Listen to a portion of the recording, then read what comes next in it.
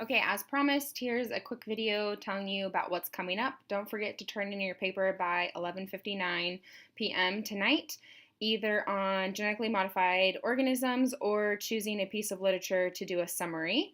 And then on Friday, I'm going to talk you through the expectation for the assignment. It's an online class, so there is no face-to-face.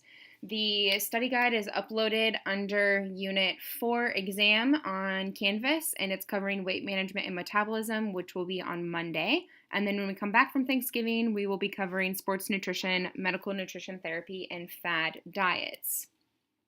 So if you go on to your Canvas course for FCS 225 and click on modules, you're going to go down to Unit 4 and then click Eating Disorder Virtual Class. Here's all the required assignment piece. So first, you're going to actually want to read about eating disorders. So this is going to be found on page 581 in the new 6th edition of your textbook, and it's the Spotlights on Eating Disorders section if you have the 5th edition. You're going to read that. Basically, it talks about the different eating disorders and how you diagnose them, what are some signs and symptoms, what are some consequences, etc. And you're going to complete the study questions 1 through 6 and submit that using complete sentences. The second aspect is going to be completing this self-assessment for your own risk of having disordered eating patterns by clicking on this Eat 26 test. So when you download this PDF, what you'll do is just answer Part B. So you'll do questions 1 through 26. And you'll basically read each one. So for example, am terrified about being overweight. You'll check always, usually, often, sometimes, rarely, or never, however you personally want to respond to that. Once you have completed 1 through 26, you're going to score each one. So for questions 1 through 25, every single time you checked always, it's 3 points each. So if you said always for number 1 and number 2, it's 3 points for number 1 and 3 points for number 2.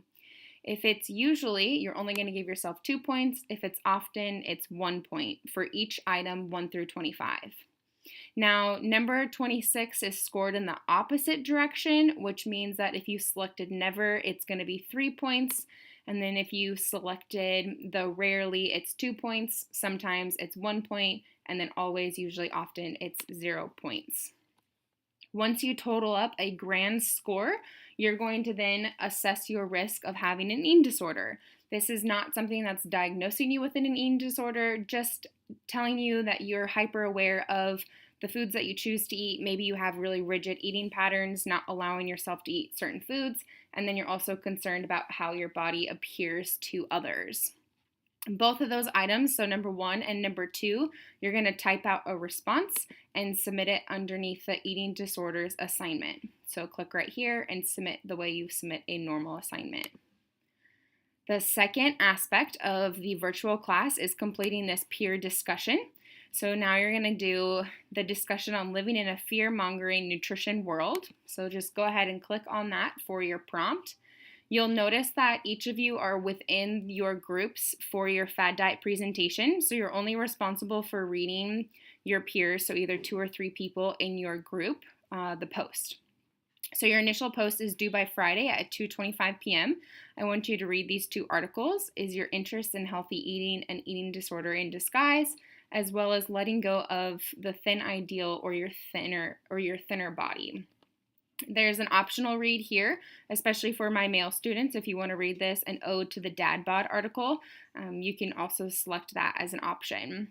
After you've read those 2 or 3 articles, you're going to respond to these 3 prompt questions. This will be your initial post. So you'll hit reply here, post your response to questions 1 through 3 after reading these articles.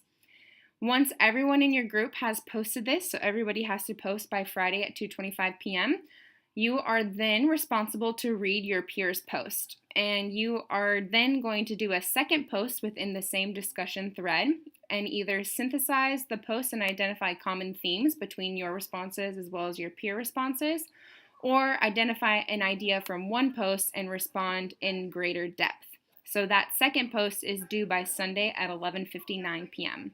Have a great weekend, and I'll see you Monday. Email me if you have any questions.